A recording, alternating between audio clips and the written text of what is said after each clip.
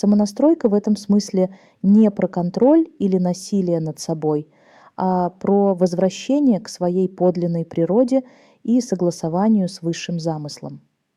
Самонастройка– это внутренний диалог души, разума и тела в присутствии Творца. Давайте поговорим об основных техниках самонастройки, которые применяются на пути осознанного и духовного развития. Начинаем и формируем намерение как точку входа. Обязательно любая самонастройка начинается с чистого намерения. Это не желание получить или исправить, а внутреннее согласие. Я выбираю быть в истине, я открыт Божьей воле.